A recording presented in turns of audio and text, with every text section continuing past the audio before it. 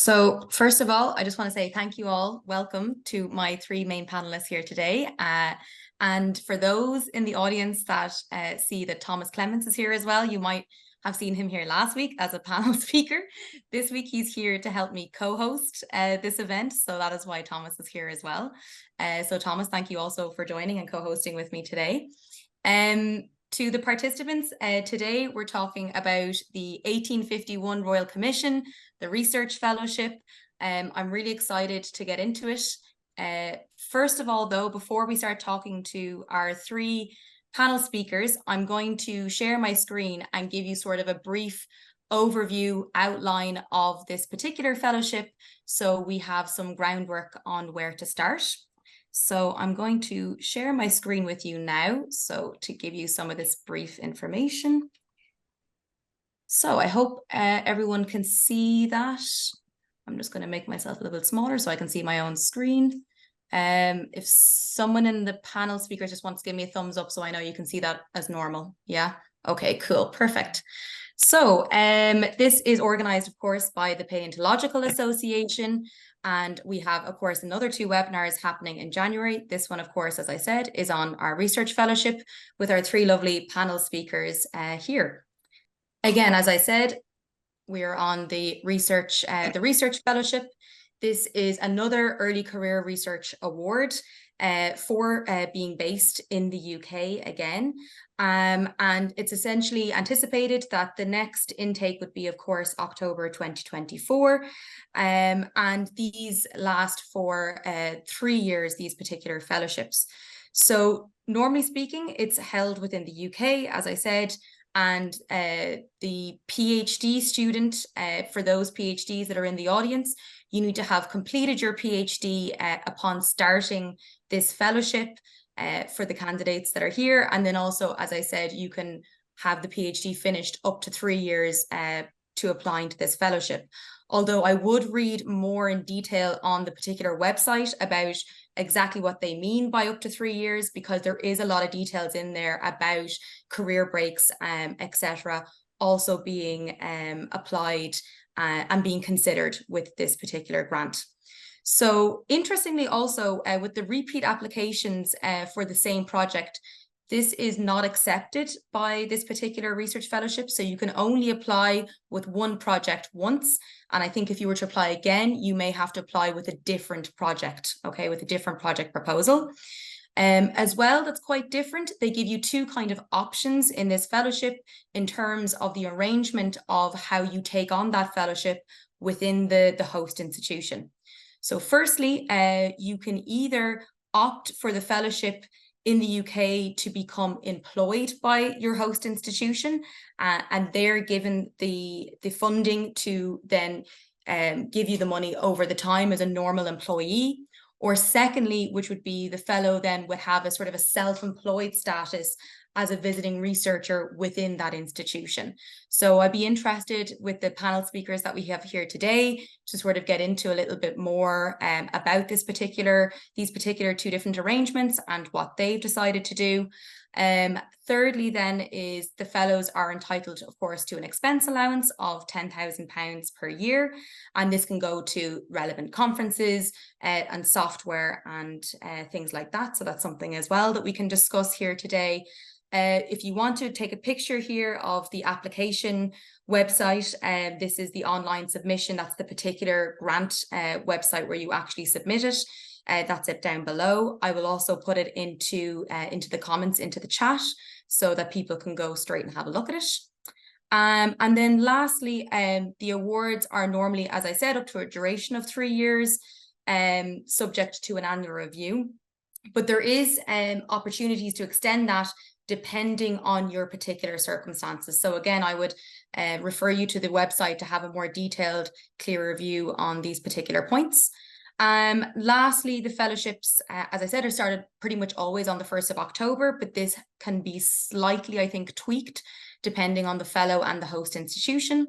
And the next application deadline is really just around the corner on the 8th of January in 2024. So it would be a similar time for, say, the 2025 intake as well. So if people are just thinking about it now, you have loads of time for January, say, 2025 to gain insights here today on how that grant application may look like. So I'm going to stop staring my screen now and be quiet and listen to the panel speakers on what they have to say.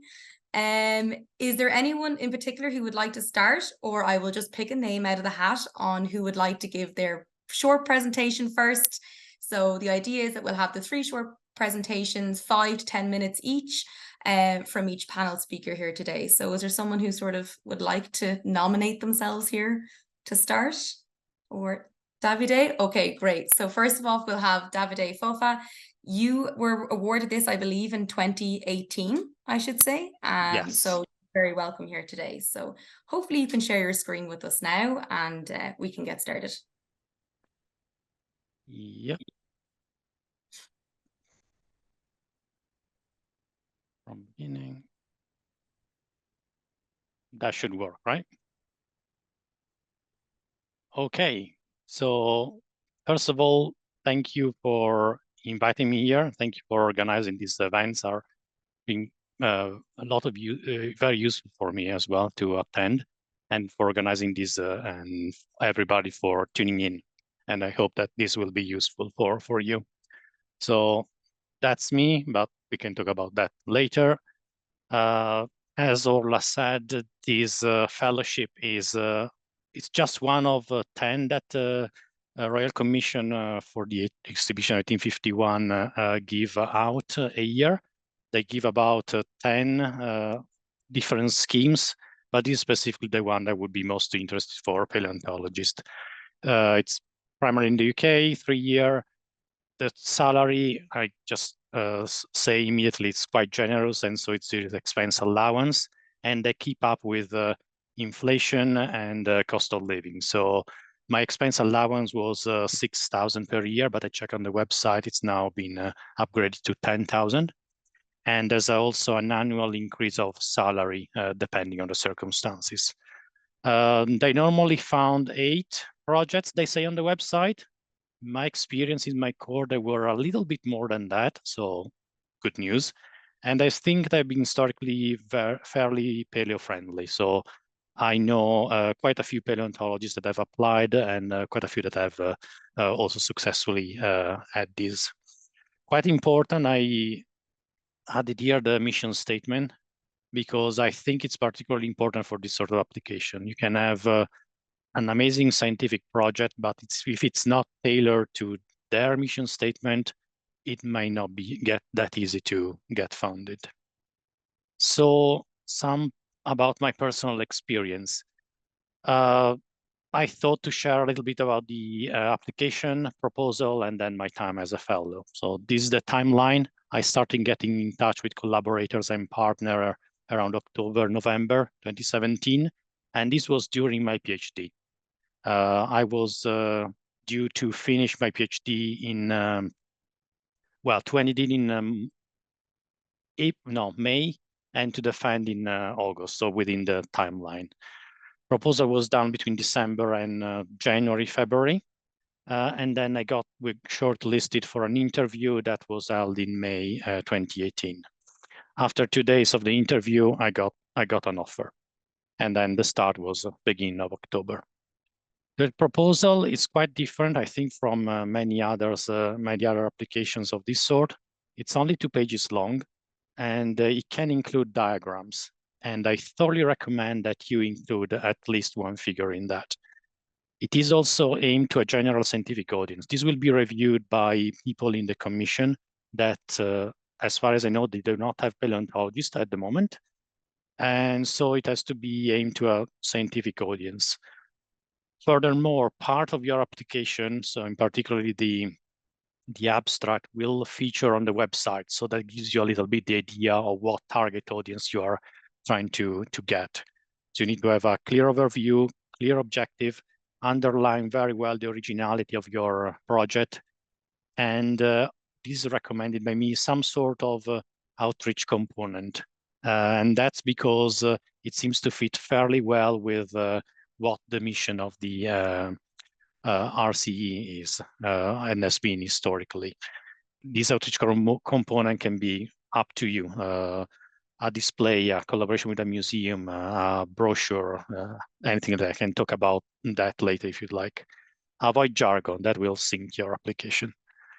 The selection was fairly rapid. I know that some people were selected or have been selected directly from their application, but when I applied, there was also an interview step. I was invited to an interview again in May, and what I did, and I recommend people do that, bring in a prompt. So I brought a fossil with me of the animal that we wanted to study, explain a little bit the technique, and I also brought this leaflet that you can see here. This was distributed around to the committee member. And this was particularly useful because none of them, again, is an expert in the subject, so it was useful for them to follow what we were discussing. There was no PowerPoint in this sort of interview. Again, jargon would probably sink you at the stage.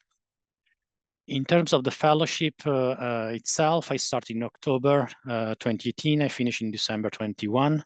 I'll tell you in a bit why it was a little bit longer than 3 years. And I decided to do this project at the National Museum of Scotland as a self-employed base. Reason for that is essentially simplicity. The National Museum of Scotland is a national institution, a public institution.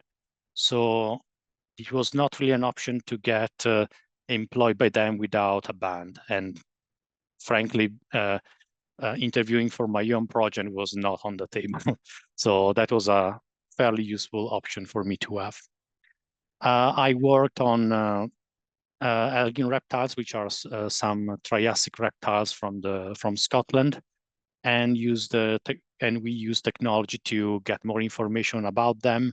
Also trying to highlight their relationships and upgrade the knowledge that we have about these animals. So this was quite fun. It was a chance to experience working in a museum. So this fellowship and many fellowships gives you the opportunity to decide some of your institution with some flexibility. And for me, it was important to experience working in a collection in a museum after 10, 12 years at university. I felt very well supported, both thanks to my institution and the fellowship.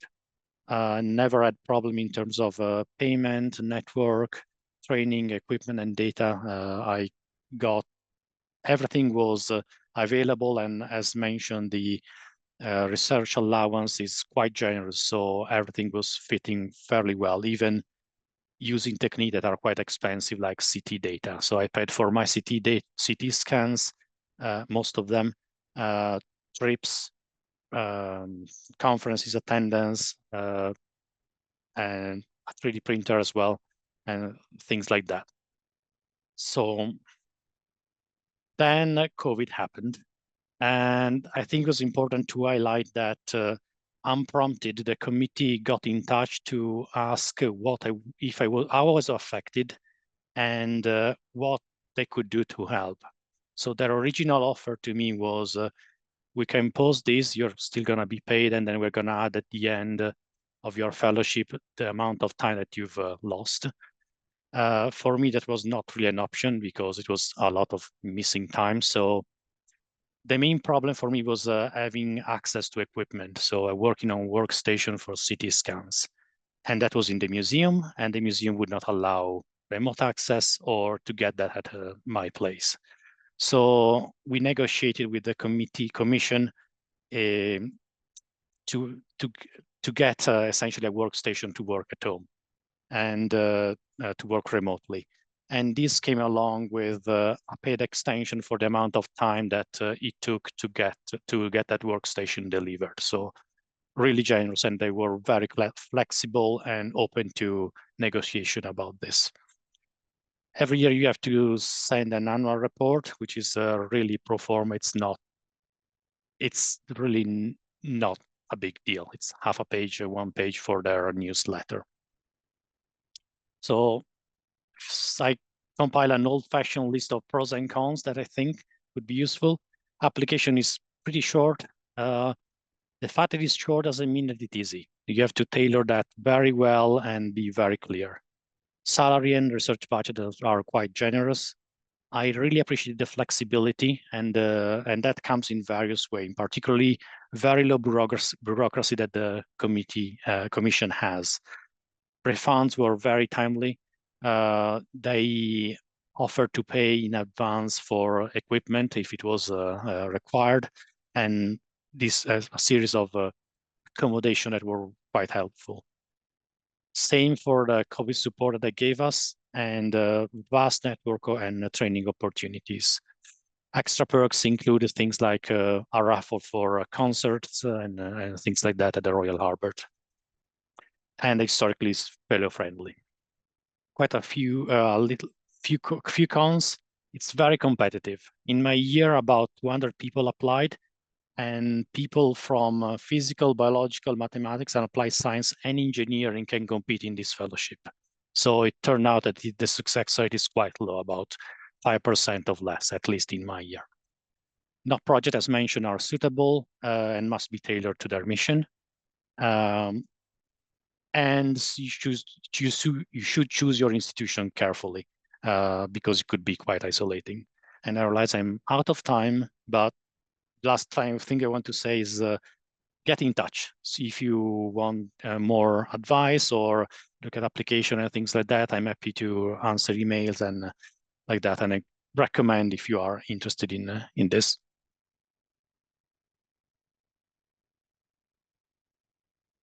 Davide, thank you so much. That was really, really useful information. I just wrote down here about, I really liked your timeline breakdown of the actual application process. I thought that it was really nice to actually see the realistic timeline of some of these things. And of course, I love a good pros and cons list. So that's really, really useful. Thank you so much. We will keep the questions obviously until the end. So for that, I will move swiftly on to the next person that I just happen to be looking at here, which is Alison Cribb, if you don't mind. Alison, I believe you received this award just this year in 2023. So you are a successful applicant, very, very new to this, and probably comes from a very different perspective of Davide, so it's quite nice. And then I believe Frankie, you were awarded in 2019. So again, it'll be really useful to hear your views as well on COVID and things like that as well. So Alison, if you want to share your screen first there, and you can take it away.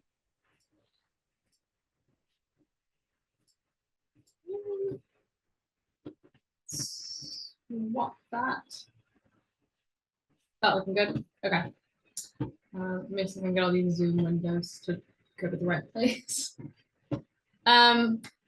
Okay, yeah. So I'm Alison. I've just, as of like less than 2 months ago, started the 1851 Fellowship at the University of Southampton in the School of Ocean Sciences. So I'm American, so I did all of my previous education in the States. I did my bachelor's at Vanderbilt and then my PhD at University of Southern California. I just finished in May.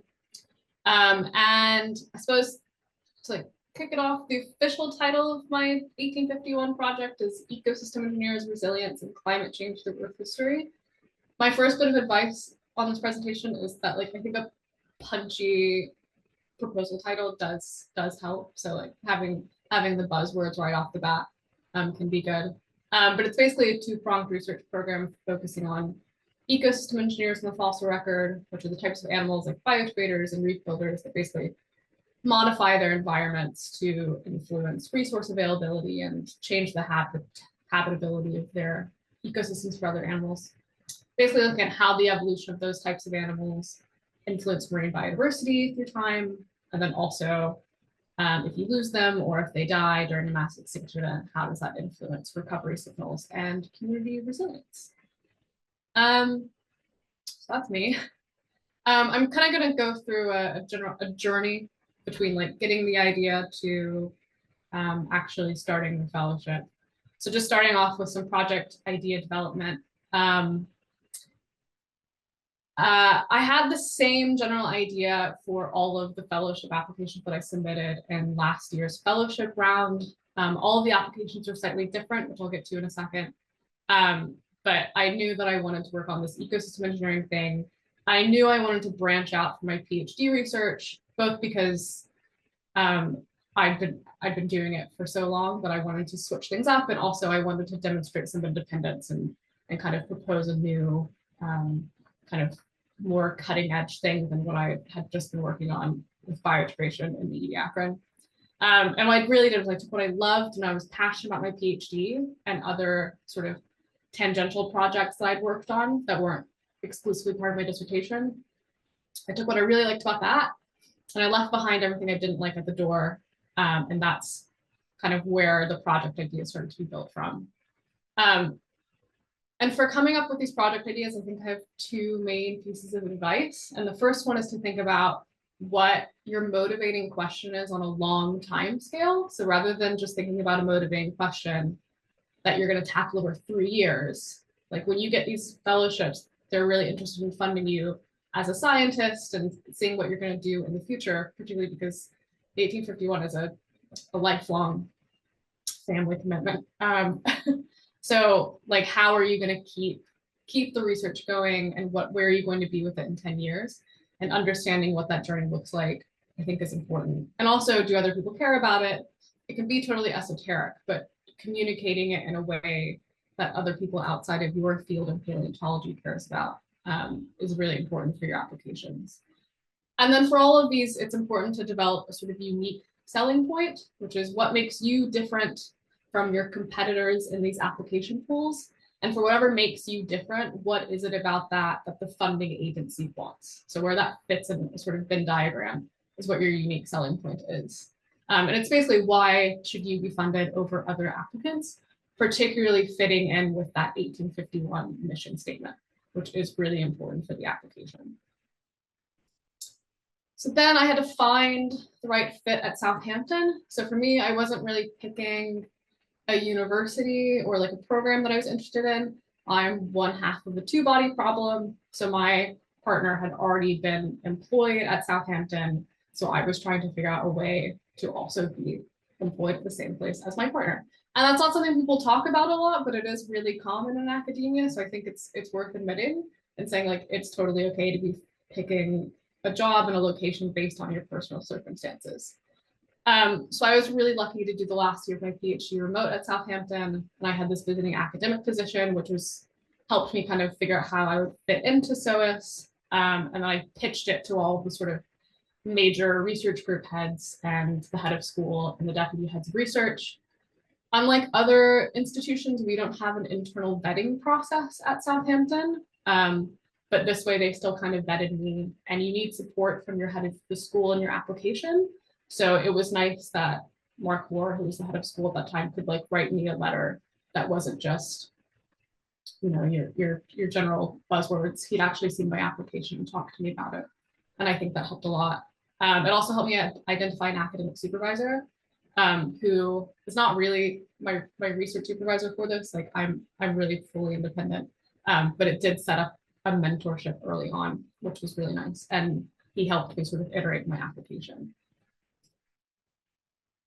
In terms of the application details, so the usual tips and tricks for this, as Davide said, it's only 2 pages. So really like every single word counts. I think a 2-page application is actually a lot more difficult than like a 5-page application because you've really got to hit a point on every single sentence and not waste any space.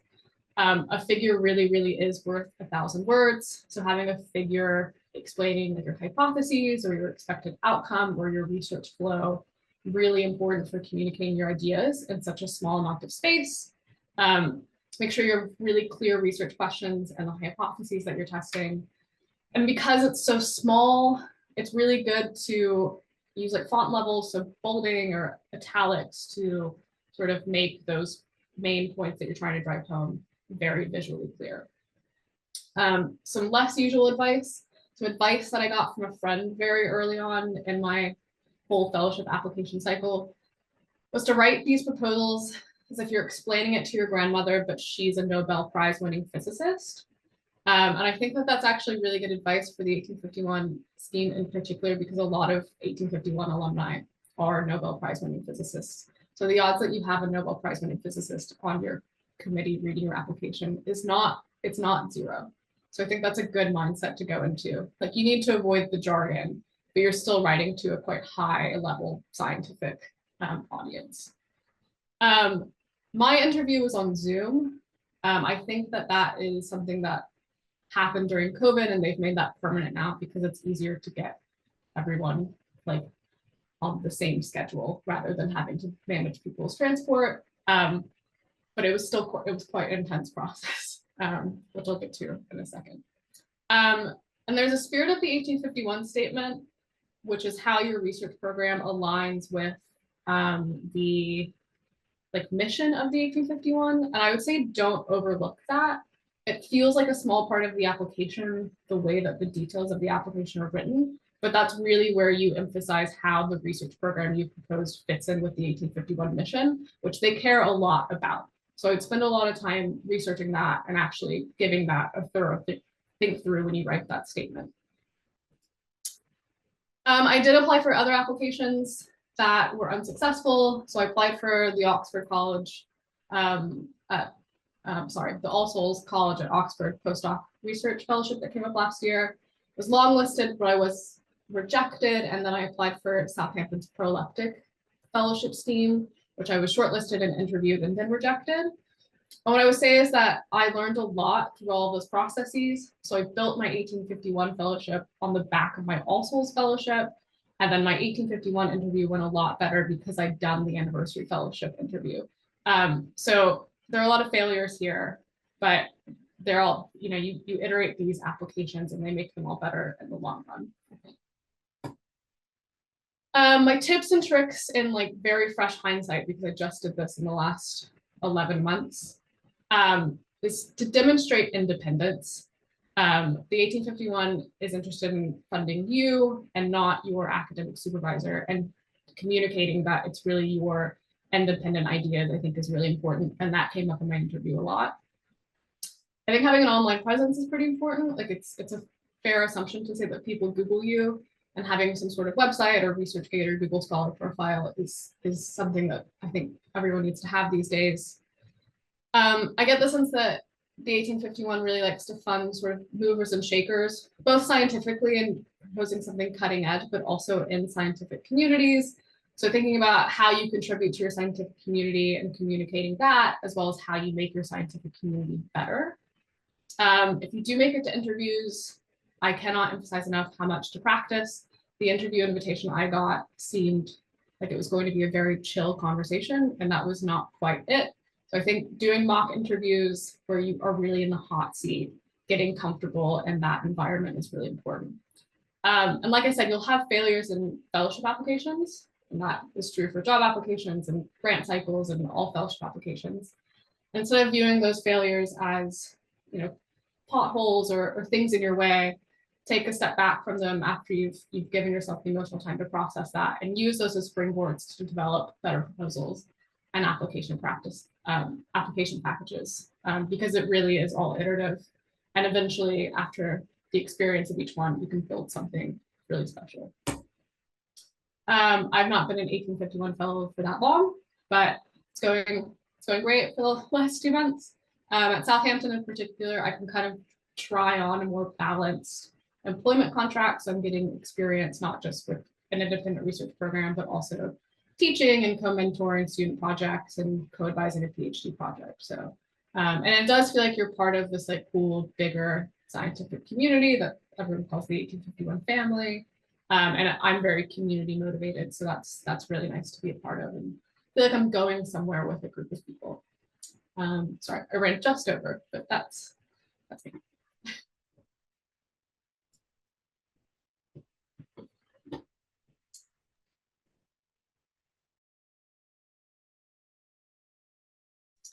Or you're just muted. Sorry, talking to myself. I just wrote down some main points that I took from what you said there, and I really like that since you're someone who's only just started this, it's really nice to have you on, because you have sort of a fresh perspective on maybe some of the newer rules, how things have changed since COVID, for example, with the interview being on Zoom. And also just, again, going back to the project development, which we discussed about in the last webinar as well, that seems to be a really important part that I think a lot of people struggle with, is that initial development stage. So we'll get around to talking a little bit more about that again. And also what you said about the online presence and how important that is, and just in general for other grants. So thank you a lot. And with that, we finally have Frankie Dunn from the University of Oxford. Frankie, as I said, you were awarded in 2019, I believe. And if you want to share your slides with us now, and we can take a look at your journeys. Great, thank you. So we've had two amazing talks, so I will try not to go over in too much detail what's already been covered. So yes, so I'm Frankie. I'm a paleontologist. I'm interested in the early evolution of animal life. So I did my PhD from 2015 to 2019 at Bristol, and I worked on the Ediacaran macrobiota. And then I went on to start my 1851 in October 2019, which was also initially, at least, meant to be on the Ediacaran biota. So the project, which I'm actually kind of working on now, was originally looking at the evolution of morphological disparity across the Ediacaran Cambrian. That involved a lot of field work, which quickly became impossible. But 1851 was super supportive, and I pivoted my project and was able to develop expertise in other areas, but I'll come on to that. What I thought I'd talk a little bit about is really tips and tricks and things that you might not be aware of, and certainly things that I didn't appreciate when I was applying and weren't a problem for me out of sheer luck rather than anything else. So I was an 1851 fellow at the University of Oxford in the Museum of Natural History, and that's where I'm still based. My fellowship was employed, and if you're at a university and you can do that, I would recommend it, because there's an opportunity that your institution will top your salary up to a higher level. So that's just something to bear in mind. It's something, again, I wouldn't have thought about, but something that was very positive for me. So applying for the 1851 is quite straightforward. It's a 2-page application. It says what it does on the tin, and it can be repurposed. So if you're thinking of applying to Oxford and Cambridge, for example, there are schemes in all of the different colleges called Junior Research Fellowships, one of which Ali just mentioned. And these are often 2-page applications. And I was applying for those, and I literally copy and pasted from my 1851 into these JRF boxes. So it makes those applications really easy. I originally applied when I was in the 3rd year of my PhD, so I applied in the 2018 round, and I didn't get it then. But I would really recommend, even if you have to swap the project up a little bit, doing that, giving yourself that breathing room to have a failed application round, because it gives you that time to get in touch with make new contacts, the institution that you want to apply to, at least your first choice institution, and really think about those applications. It's also important logistically, because in many institutions there are early internal deadlines, and these are different in different departments in the same university. So for example, in Oxford, the biology department, to my knowledge, now won't accept 1851 applications because it doesn't come with overheads. The Museum of Natural History does, but you need to have expressed interest months in advance. And the Earth Sciences department does, but the final deadline for applications is a month before the it's late December, so it's more than a month before the 1851 deadline. And again, these are things which I wasn't aware of and weren't a problem out of luck, but it's worth thinking about these things and getting in touch early. I got in touch a year early. That was great, and I'd really recommend doing that. Yeah, so having that failed round was actually really positive, I think, for me.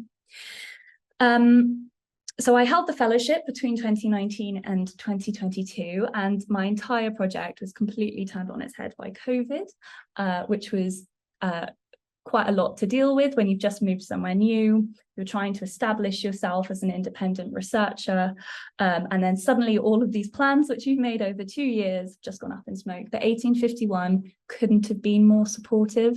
So because my project was largely field-based, they offered to extend me fully paid by 10 months so that I could get that field data, which I then couldn't because we went into another lockdown the year after.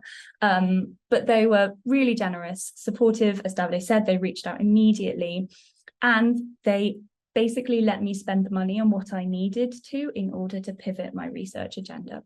So I actually ended up spending a lot of time working on deuterostomes, so echinoderms particularly, which was nothing to do with my original project, but was a fantastic opportunity. I still love and work on echinoderms as well as ediacarans, everything beginning with E apparently. And yeah, 1851 was so supportive. So in terms of recommending them as a funder, I think they go above and beyond. And certainly what I heard about other funders during COVID, I think 1851 was certainly ahead of the game. And I would imagine that this is something that they will bring forward into any other future catastrophes, which I hope don't befall us. As Davide said, and as Ali said, it's almost certain that no other paleontologist will read your application. So it's really, really important to spend time thinking about the spirit of 1851 statement, to spend time thinking about the lay summary. That's really important to get right, and that's the part that will go on the website. And to take a step back, which I sometimes really struggle to do, and just go over the basics. So I think in my application, I even had a line saying that like 99% of all species which have ever lived are now extinct. And these are things which seem really intuitive to us, but aren't necessarily to an engineer, and your application will almost certainly be read by an engineer. So I can only give advice about the application stage because I wasn't interviewed. I don't know if they're still doing part interview, part not, or if everyone is interviewed. Apologies, but so I submitted my application in like late January, early February, and I heard about longlisting in March, and then I was offered the position in May, which was fantastic. I was also that year applying for lots of other fellowships, and this is a real benefit of 1851, which isn't necessarily broadly true. You can hold an 1851 fellowship concurrently with another fellowship. So before I found out that I got the 1851, I was actually awarded a junior research fellowship at one of the Oxford colleges. And I was allowed to hold both at the same time, which was really great and gave me even more research money, which is always positive, particularly when you're a field-based researcher. The only caveat is that you can't draw a salary from both. Seems obvious again, I just thought I'd highlight. But that means that you can take research expenses, or if your other fellowship, if you get to offer you accommodation allowance, etc., you can take all of those additional benefits and hold the 1851, unless they've tightened up the rules without me noticing. But that was certainly something that was a real benefit and isn't the case with lots of other fellowships. And then I just wanted to finish by telling you what happened next. So I held my 1851 fellowship. And I want to highlight this because I think this is really relevant if you're going into named PDRAs, which are fantastic opportunities. But I think if you're in a named PDRA position, I would still encourage you really strongly to apply for these early career fellowships in an 1851 as soon as you can, because they facilitate you getting these larger fellowships. So I currently hold a NERC IRF. And the 1851 fellowship allowed me to become financially independent. I was able to apply for smaller grants, and I was really able to develop and settle into my USP. All of these things came up in my NERC IRF interview and meant that I had ready-made answers, could demonstrate independence, could demonstrate that I was able to do this and this. And that's something that I think perhaps we don't think about, or certainly I didn't think about when I got my 1851, immediately the next thing. But it's something that we should be thinking about. And the 1851 was so important. I think I wouldn't have got my NERC if I hadn't had my 1851 and had that experience.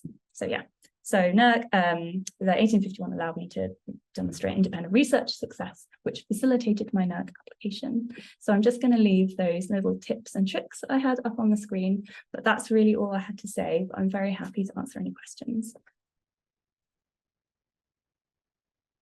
Thank you so much. That was really, really informative as well, and sort of nice to see sort of the middle sort of part between, say, Davide and Alison, and you were really stuck right in the middle of COVID.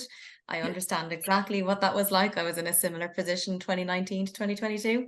And it was great that your particular, funding allowed you to pivot really completely and do something entirely different, which is great because it turned out to be something you loved, but also that they allowed you to have access to funds as and when you needed it. So it's good to hear that they support you in those kind of roles. And I think from Davide, it sounds like you had a similar experience, that they were very supportive with such a serious issue coming up right in the middle of sort of our research.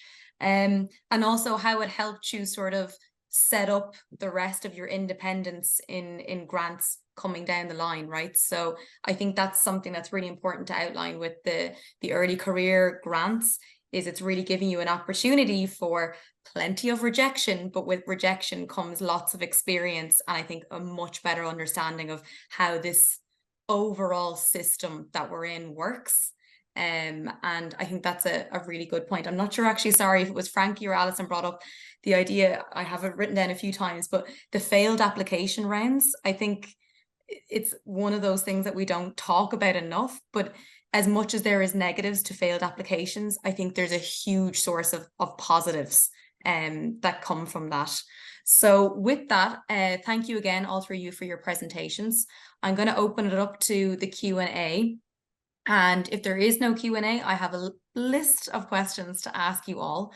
Thomas, is there any Q&A? There is not at the moment, but I've just asked everyone to pop me in. I have also got some questions as well, so. Please, yeah.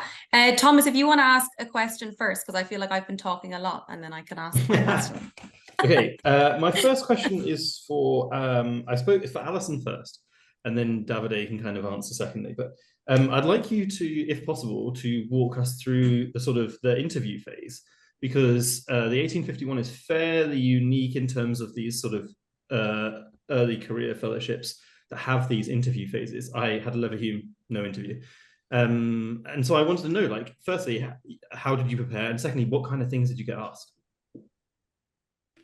Yeah, so it was pitched to me as a 10 to 15 minute interview about my ability to communicate scientific ideas. I wouldn't say that that was exactly what happened. It ran about 25 minutes.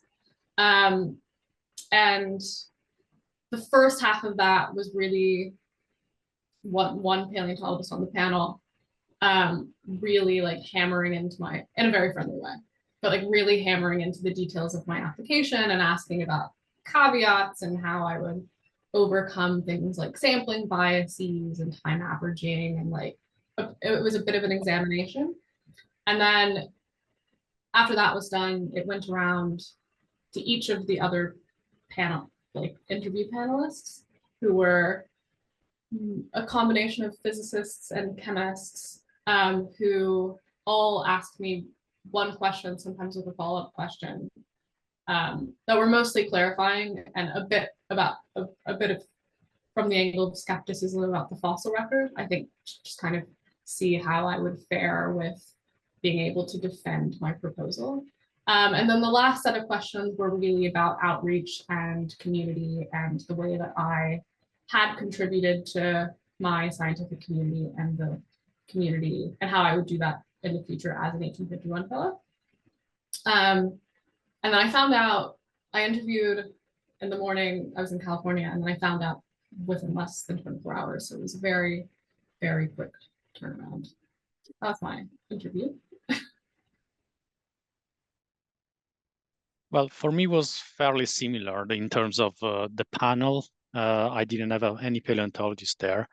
It was my understanding, but take this as a pinch of salt, that some projects were offered before the interview, and then the remaining 6 or 7 or 8 fellowships from the short list were going to be decided through the interview. So I think there were something like 10 candidates and 6 places available at that stage. So fairly high chances of success there compared to, well, once you get to that stage, of course. In terms of how I prepared, the University of Edinburgh was very generous to create a mock interview, NERC-style mock interview with a panel of people that are normally involved in that. And that really, really helped.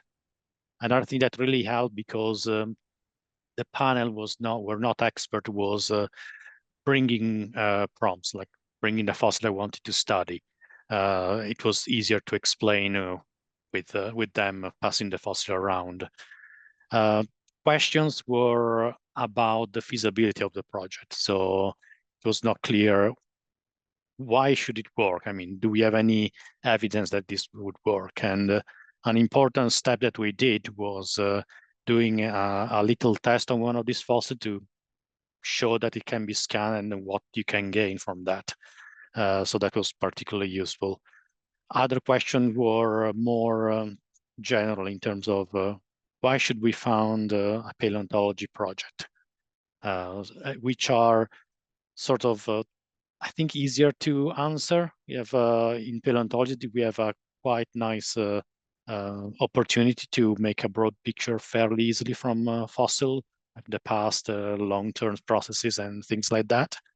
And people like that. But the things that I think they were more enthusiastic about was the interest and the enthusiasm of the candidates. And I've heard that from several people that have been interviewed.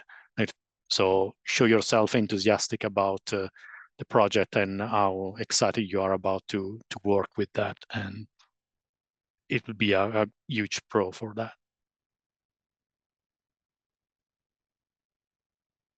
Both for your answers. And frankly, I'm right in saying that your application was accepted without interview. So it really kind of just comes down to, I mean, that sort of scares me in one way, knowing that you could or could not have one. In one way, it's a bit of an odd concept that not everyone is interviewed, but from the sounds of it, seems to be more general here anyway. 2 out of 3 accepting interviews. And I believe, Davide, yours was yours online as well? Sorry, did you say it was in person at the time? It was in person. It was in person, and that seems to be something that's changed obviously since COVID. I'm going to move on now to Corentin's question here in the chat, which is, based on your respective experiences, do you think being self-employed or employed by the institution is more favorable? Dr. Dunn detailed her choice. Could the others detail their choices and mention any associated benefits if they differ?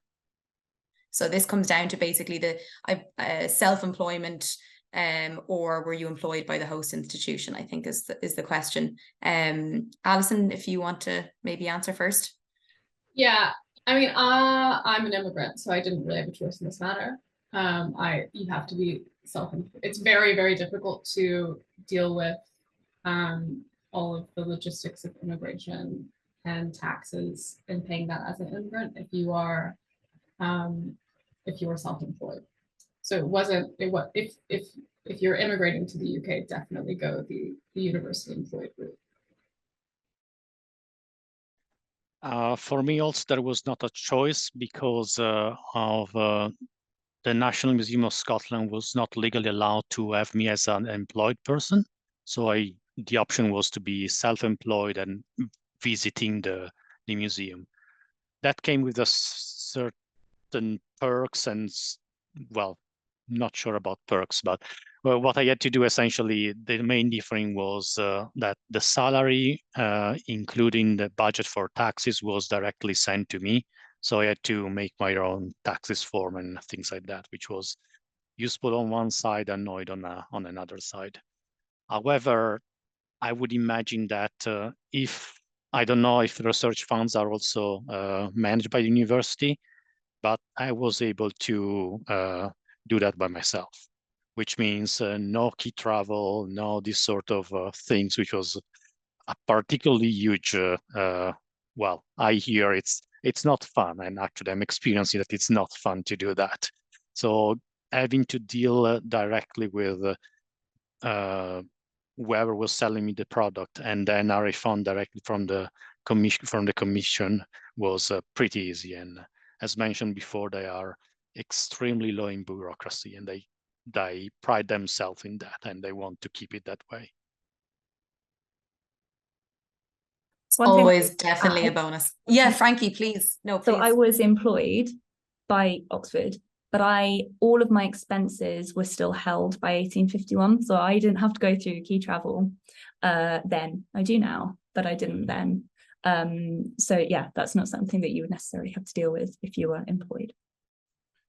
Yeah, I think that's an important thing to note, because it depends a lot on your institution.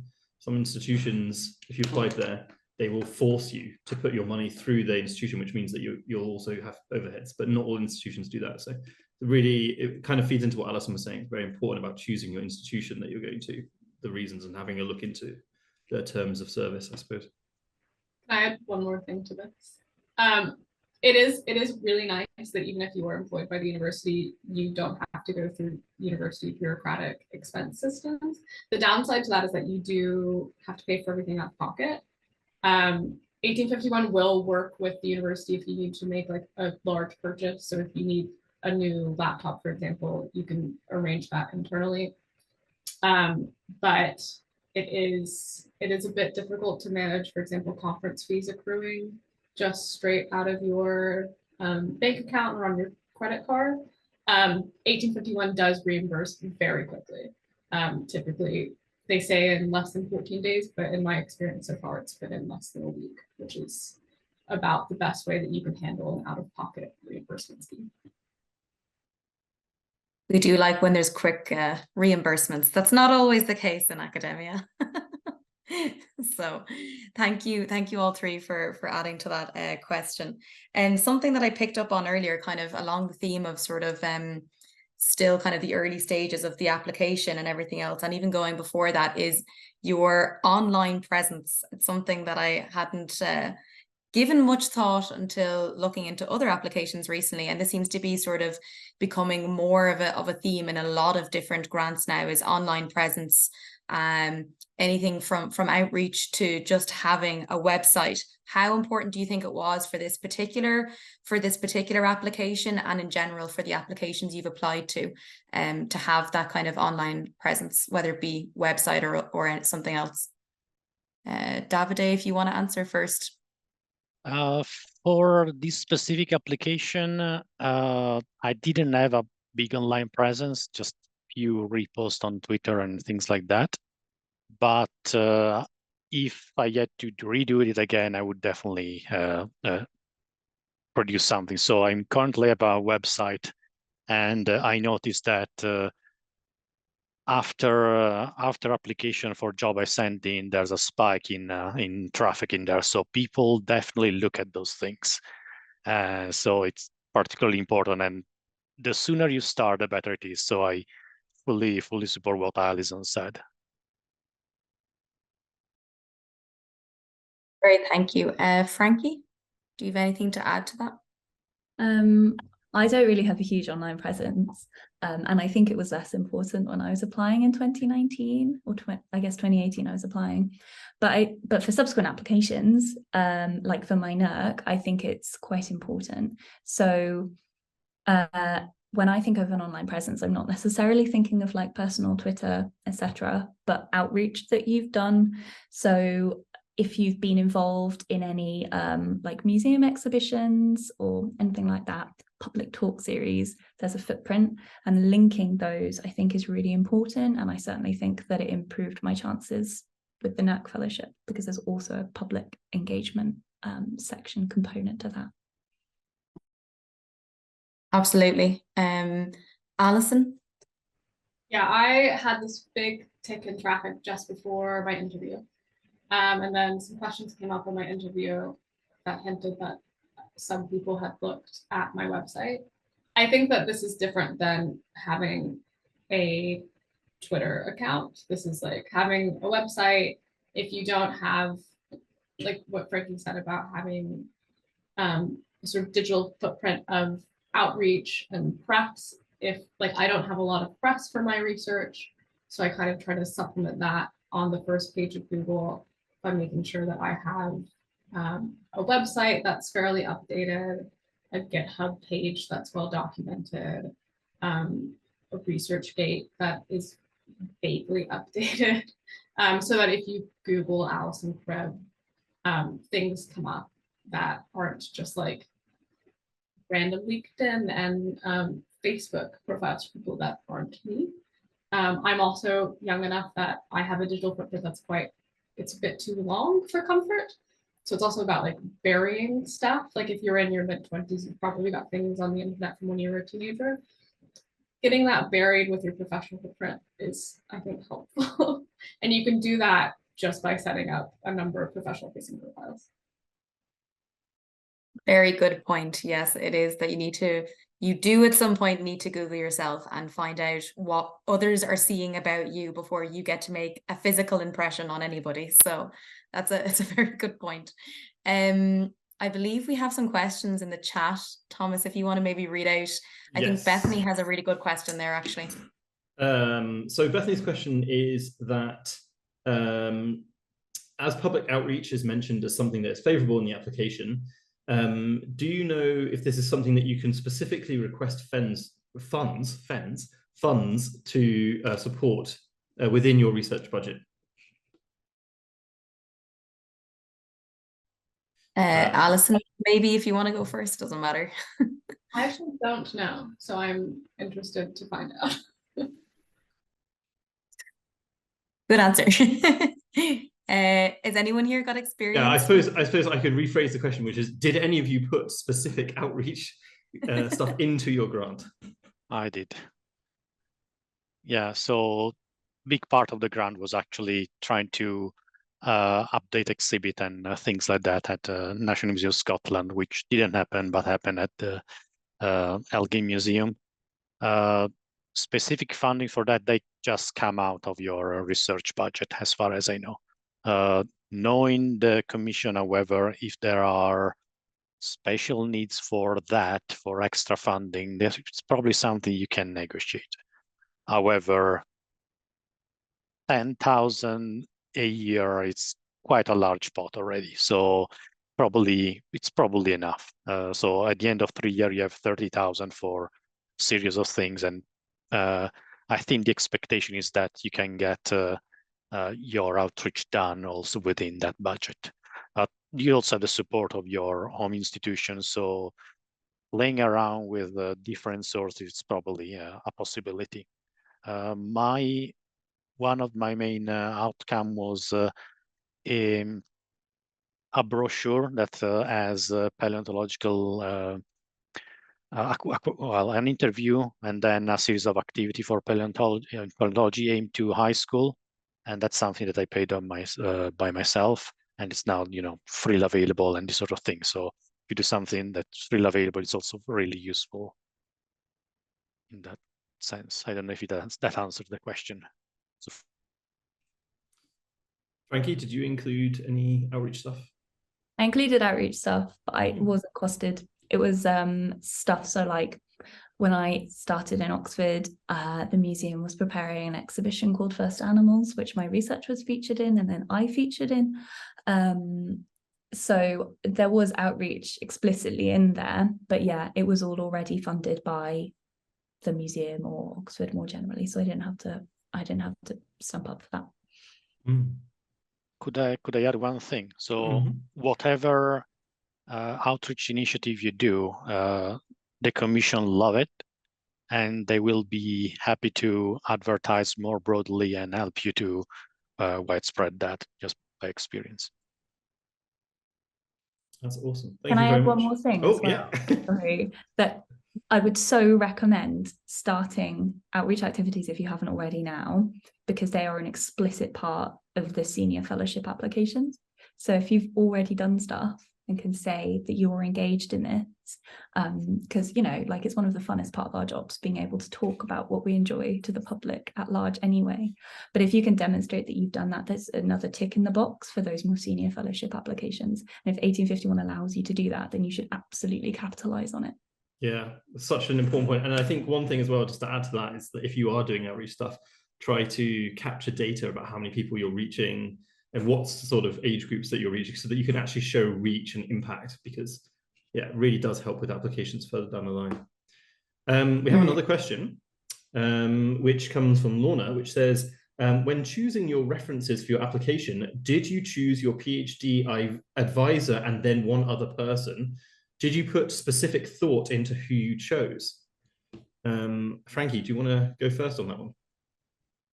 So I had 3 PhD supervisors, so I just picked 2 of my supervisors. I guess I did put thought into which 2 I thought about, because one of my supervisors was at the British Geological Survey, so not a university, and I explicitly picked him to introduce variety into my references. So I had 1 university affiliated reference and then 1 outside. But if he hadn't been my supervisor, I probably would have just picked both of my other PhD supervisors.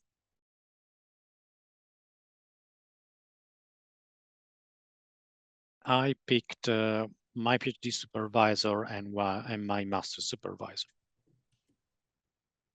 just to differentiate a little bit. And these are the people that I've worked more closely with. So, yeah. I had 2 PhD supervisors, so they presented themselves for me. So you put both of your PhD supervisors onto your application. Okay, yeah, nice. Thank you. That's all the questions I have at the moment. Paula, do you have any questions you want to ask? I have so many questions. I'm going to try and maybe pick from more of the broad scale ones as well. But I guess both Frankie and Davide, you've completed your projects now, but so you might have a little bit more hindsight to this, but how did you effectively manage your research and making sure that as you go, you hit those milestones to get the goals of the project completed by the end?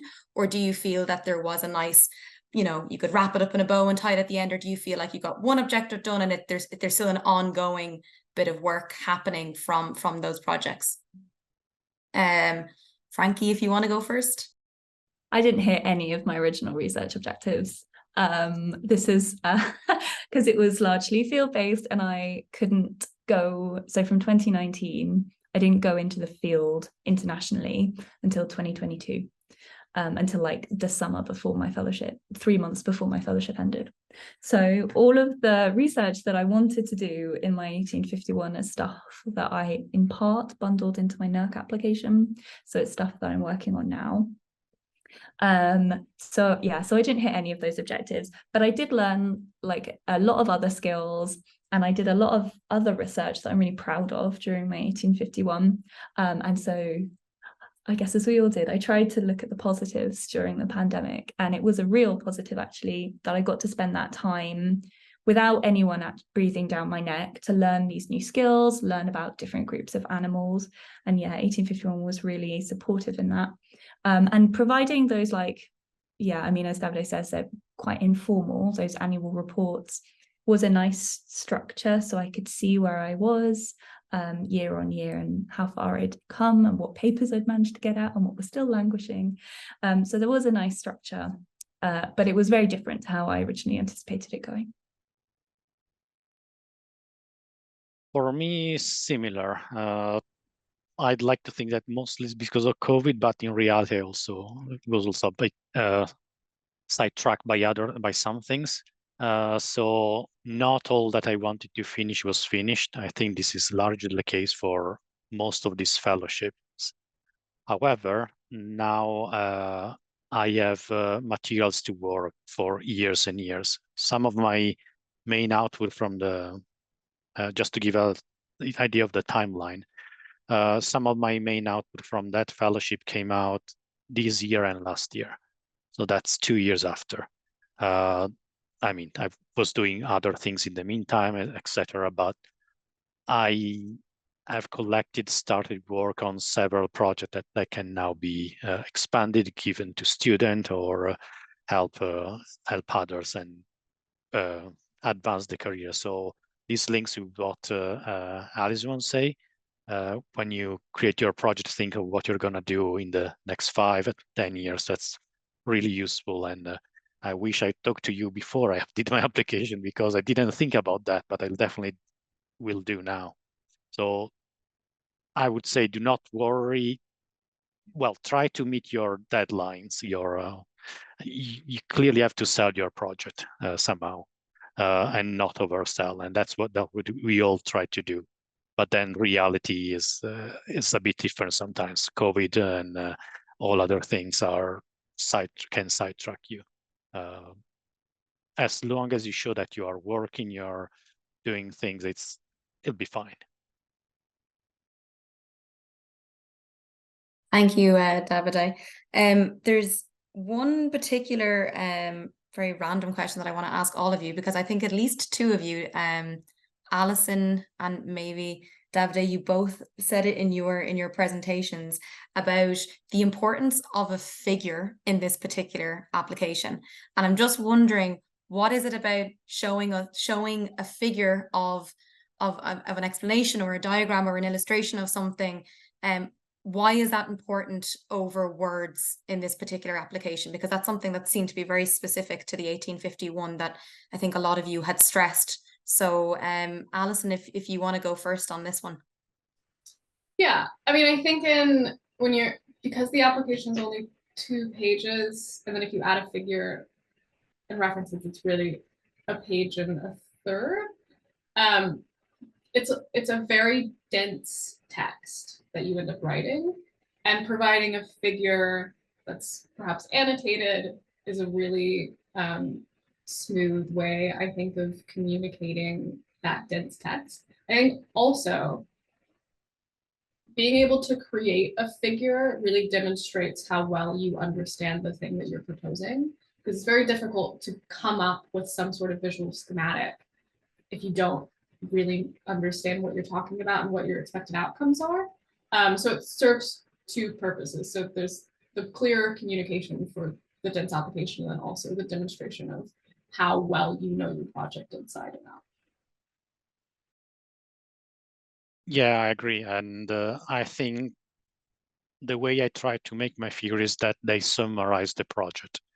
So if you have a nice figure to summarize the project, can I share the screen 1 second? So this is Please do. Yeah. This is can you see it? So this is the sort of figure that I had in my proposal. So starting from a fossil, you CT scan it, and you end up with a skeleton that you couldn't see in the rock.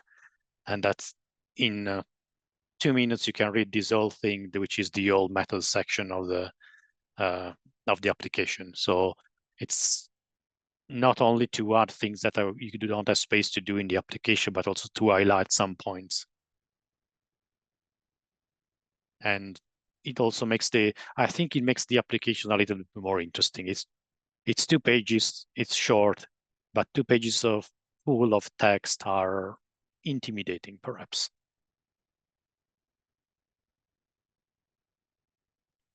That's great. I'm so happy that you had that to hand. Frankie, did you include an image in yours as well? Yeah, I had a figure as well. I think so. My project was about ediacarans, and I wouldn't necessarily expect like a climate scientist or an engineer to have heard of an ediacaran and to know like intuitively what that is. So I think with paleo, particularly if you're working on a slightly obscure group, be it living or dead, just including a figure of the organisms that you're working on, just to provide some visual interest. It makes it more real and less esoteric, which I think is something that we can all identify with. Our research programs being called esoteric. So that's something that I also did and would recommend. Yeah. Okay, great. Thank you. I think from the sounds of it, there's a resounding yes, include a figure in order to either kind of communicate quickly what your science is and what's it about, or a particular methodology or something like that. But it's utterly important, I think, for explaining, as you said, Davide, very quickly something to people that may not understand. So thank you all for that. Thomas, do you want to ask a question, or I can continue with my long list? I have a very quick question, which I probably could find out if I looked on the 1851 website, but I'm not going to. So I was just wondering, the 1851 fully fund you. You don't have to get any part payment from the universities, do you? No. Okay. So Yeah, that's basically just answers my question. Cool. Thank you. So in terms of, I'm very interested now about networking and how this may have played a role in securing your postdoc funding, or how important it was for sort of building a community around you before applying, and maybe getting sort of the outreach you need to our networks and other collaborators for these projects. So I'm presuming that most of you worked with maybe newer people on these projects, or newer institutions, and I'm just wondering how important that networking was, how you did that. So if Alison, if you want to chat first there, and then I'll move on to Davide. Yeah, I mean, I'm not like a hugely generalizable case, because I followed my partner when he got his job.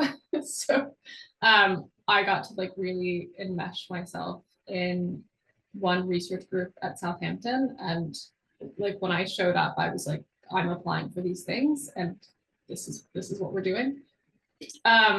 But I can still give the advice that you can't really bury your head in the sand about these things. And when you're writing the application, you need to name a research advisor. They may or may not actually advise you on research. In all likelihood, they probably won't. But you still have to name them. And you need a letter of support from your head of department or your head of school. And it's good to get those balls rolling as soon as possible, I think. And also because your like the 1851 applications, I think are kind of a unique pitch, because it has to line up so much with the mission statement. And I just think that like having as many eyes on it as possible in the place that you're going to be doing research is really helpful. Like I got a lot of insights about what to put about like why exactly Southampton was such a good fit for the research from that network that I built. Because you do in the application have to emphasize now why you have to defend why you're doing it at this specific place. And it's good to get insights from people who are actually at the place to write that thing. Does that answer your question? Okay. No, it definitely does. Thank you. And you've also kind of answered one of the other questions which has just come in. Yeah. Which is about whether the head of department and other members of the department, if that influences the application, which I think obviously it does. I don't know how much it does, because like those letters can often be from quite, I think that letter is actually really like, yes, we'll pay this person if they get the application. But I got quite a personalized letter from my head of school because I've done that network building, and like I don't think that hurt in any. Yeah, I mean, I think that though, if you got a letter which said, yes, Alison is someone that we have seen once, maybe, and is possibly a researcher, I don't think you'd just be cast out, wouldn't you, at the beginning round? So I think, yeah, like you said, making those connections early and getting a personalized letter probably does, I would say, impact and massively help your application.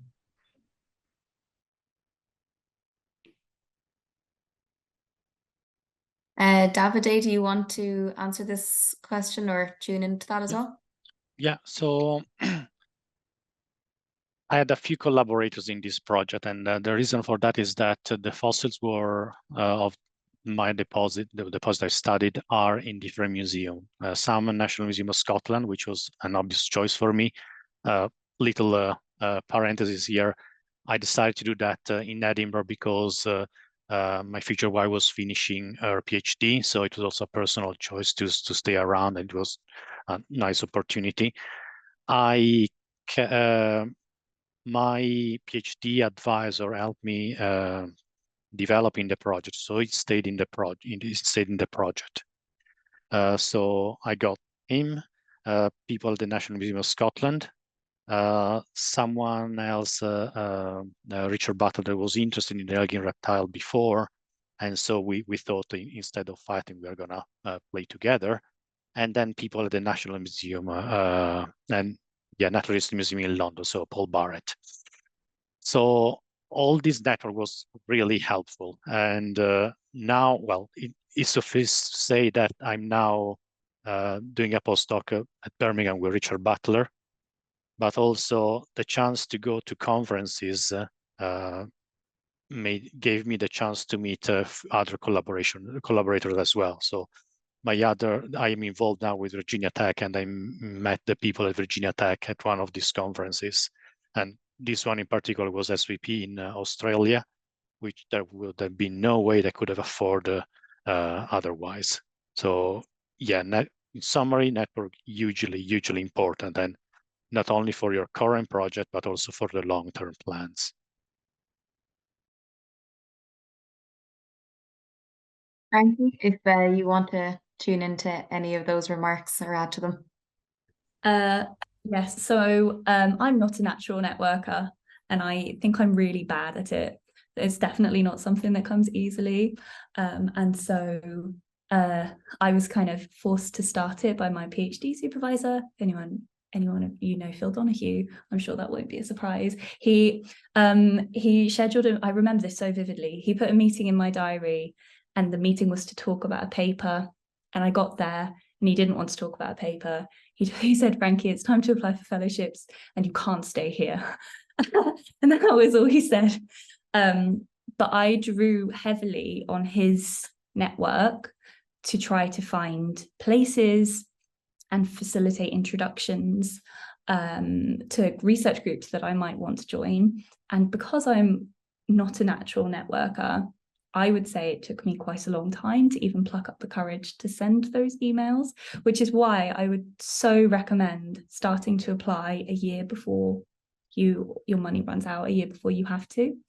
Ultimately, I picked the Oxford, and particularly the Oxford Museum, because it has an amazing collection of fossils which I want to work on, and because it's got lots of other people with skills that are adjacent to what I work on and what I do.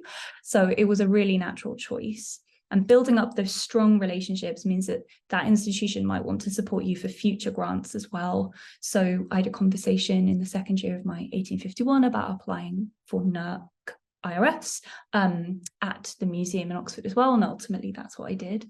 So developing those strong relationships, is really important.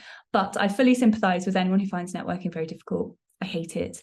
So start early. Give yourself that leeway to start early if you're like me. We have another question, which is, does the 1851 stipulate that your publications must be open access, and do you have to utilize your research allowance in order to facilitate that, if so? David, do you want to go first on that one? I'm not sure about that. Because of COVID, I was in the position that I had quite a bit of funding left over. So everything that I could make open access, it was made open access. It may be mainly this open access question could be mainly about the institution you are at. And the institution may have some stipulation that they need to make their publication open access. What was the second part of the question? Well, it was just, if it is open access, do you have to use your research budget to fund it? Again, I think there are ways through your institution that could facilitate that. For certain, I was in discussion with the National Museum of Scotland for facilitating open access to my publications deriving from this work. One thing that is maybe a little bit related is that the 1851 does not keep any copyright of the work that you produced. So everything is that you've done with them is yours. City data, reconstruction, and anything derived from your work, you retain the copyright of it.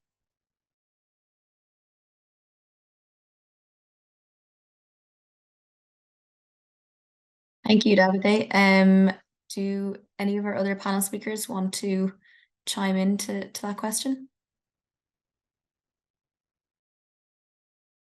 No, thank you so much for the question. I'm not sure who asked that, but Thomas, I don't think we have any other questions coming into the chat. If not, I have another question. Yeah, go for it. I can ask here. In terms of I'm trying to think of all of your research here, but with this particular application, and this the 1851 Royal Commission, how much do you think a sort of multidisciplinary project fits well into what they're looking for, or would you think that it's more, I think as Davide pointed out at the beginning, like, you know, extreme kind of one project? It is paleo friendly, but is it also open to the idea of a multidisciplinary project where you're kind of reaching across fields, which a lot of the time our own field does in paleo? Has anybody have any experience with sort of a more multidisciplinary project and approaching that?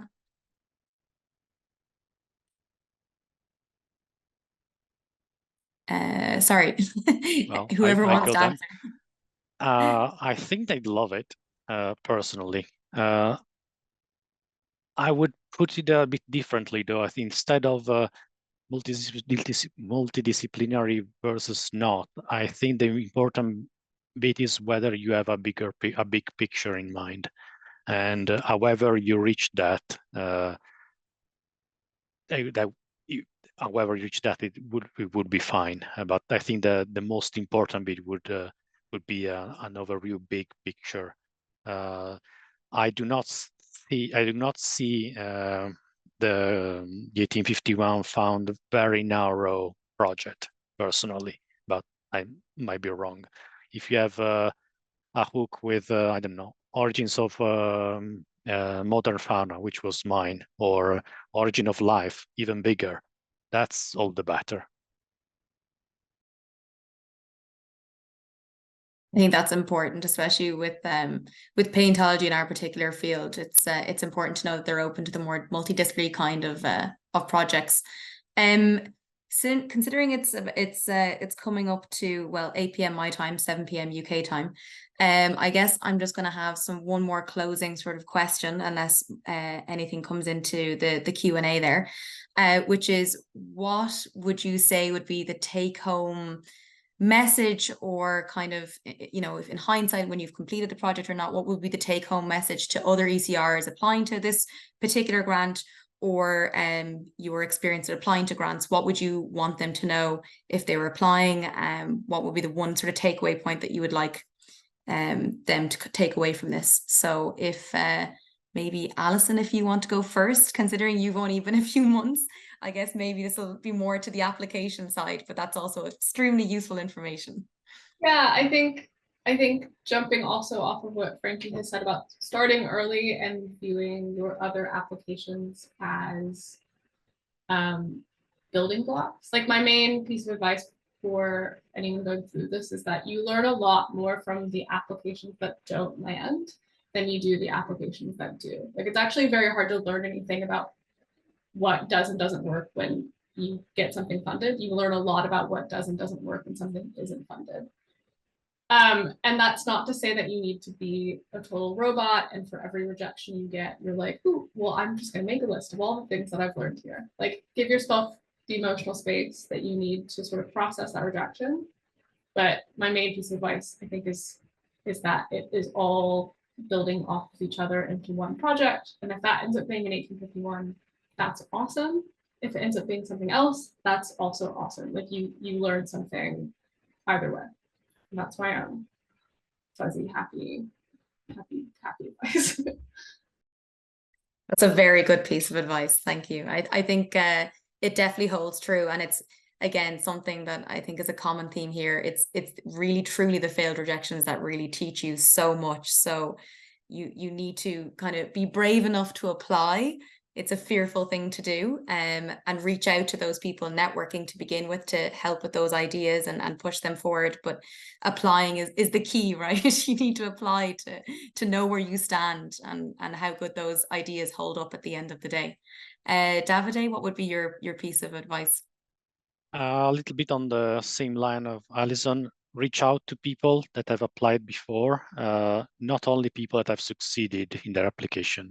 I've learned a lot and from applications that I've seen that were not successful, perhaps even more than the comparison between the two was also quite important. And we are overall friendly people, so drop an email, and at least I don't want to speak for the others, but I'm happy if you send me an email and you want to have a look at my application or discuss more about these things. So yeah, reach out. Don't be shy. We don't need you. Thank you. I think that's also, again, really important. It's reaching out to other people and dropping an email and asking for their application, especially if you don't know people around you that have applied that particular grant. It's really important. I've sent mine out to people in all kinds of fields on also rejected applications, but it's very useful for others to see maybe what was miscommunicated or what wasn't right about other ones. So the more we share, the more we all learn from each other, and it'll be a more positive experience at the end of the day. So that's actually a really important point. Frankie, if you want to give your last piece of advice to the audience. I think Ali and Davide have largely covered it. So yeah, I'm very happy to give my application. I've already given it to a bunch of people. So if you would like it, then I'm very happy to share it. I guess, yeah, starting early is really important for lots of reasons. So networking early is great. Having that ability to fail and not be like super stressed about it is also really nice. But it also opens new doors and opportunities that you don't know are there. So my PhD funding finished in April 2019, and my 1851 didn't kick in until October that year. But because I'd applied early and I'd got to know the people in Oxford really well, there was the opportunity to apply for bridging funding. So I wasn't unemployed between my PhD and my fellowship, which was great and was not something that I would have known about had I not taken that time to get in contact early and build those relationships. Yeah, so that's all I would say and add. That's also a really, really important point. Thank you. I think the audience will now understand that failing is absolutely essential, I think, to this entire application process. Networking, speaking out to people, no matter, it's not always on everyone's top list of fun things to do, but it does in the end serve a really good purpose, and that is to actually listen to others who've been doing this for a very long time, but also gaining mentors that we have throughout this process, and we'll continue to have, obviously, for years after as well. So thank you to all three of our panel speakers today. I really appreciate your time and your honesty. I always appreciate the honesty with all the failed rejections, but also very happy that you've all been successful and that you're still doing your research. Thank you to Thomas as well for being my co-host here today. If you are someone who is in paleontology, especially a student, I would definitely encourage to reach out to other postdocs and other people that you looked up to around you. The Paleontological Association also has a mentorship scheme. If you also, maybe that's where a good starting point to reach out to people that way. Of course, you can always become a member through our website. And if you have any other questions, or if you want to give us feedback, please do email us over at Pallas. So with that, thank you again, and we will see you next time in January. We have 2 more postdoc funding chats coming up then. The dates will be highlighted very shortly, hopefully very soon, for those actual dates for both of them, but they should be mid-January to late January. And thank you all very much for being here. So thanks again, everybody. Have a good evening. Take care.